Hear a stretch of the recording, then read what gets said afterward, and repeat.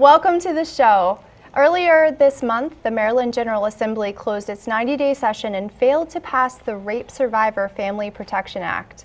Current Maryland law grants parental rights to rapists for children conceived during the act of rape, and the bill that hoped to change that died in legislature for the ninth time this month. Henry, what is Maryland having such a hard time with passing this? Well, it passed both houses, but they couldn't come up with a reconciliation between the two bills. And I really find it challenging that both houses are dominated by one party and that they can't come to some type of agreement on wording to get this bill moving forward.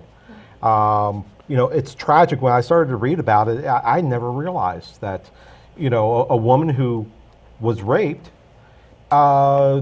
in Maryland, the perpetrator can get parental rights. Absolutely. And can actually impede if that woman chose to put the child up for adoption.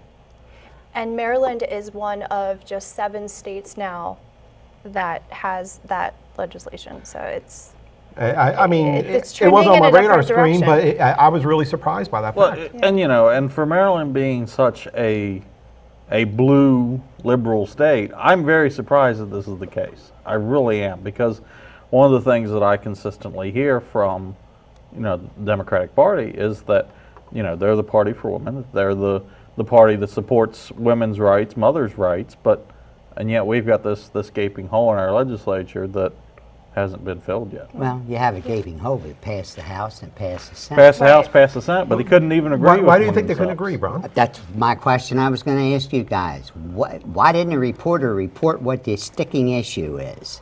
If they want to do a story, do the story. Complete the story. Let the people in the state of Maryland and those rapists that are involved in this understand the House version reads this, the Senate version reads that. Reconciliation has to come up with. There wasn't even people appointed to the committee that had women on it. Was it because there were no women on the committee? Well, you know, I looked at multiple sources. I couldn't find up where the sticking point was. I think you probably did the same thing. Yeah, I did. You know, I am surprised that even if a woman was not on one of those subcommittees that heard the bill initially, that they didn't bring a woman into the room for the discussion.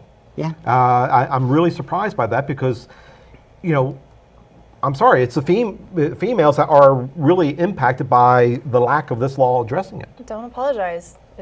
It's true, and that's how it even came to get to that point to begin with. Was a woman brought it up, and she was not allowed into the room. But 9 times.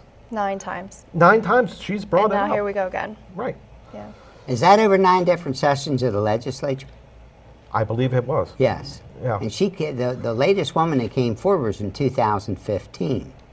I think the latest woman that came forward. But why?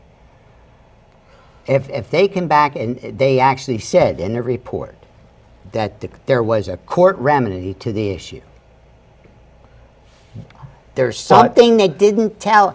To me, it's journalism negligence, where the journalist didn't write the story, let everybody else know. Why is there an issue? But I'm thinking that the powers that be down in Annapolis maybe do not want the differences known at this point. They are probably going to try to iron it out during the summer, and when we go back into session next year, it will be addressed. But that doesn't solve the issue for now. No. You're exactly right. And so session ended, and here we go again. And we're just going to have to wait another year. And you know, the governor's not going to call a special session over this. Yeah, And they it was could call considered a special session on special marijuana. session, but it was considered a priority. Yes. For this year, and it didn't happen. So.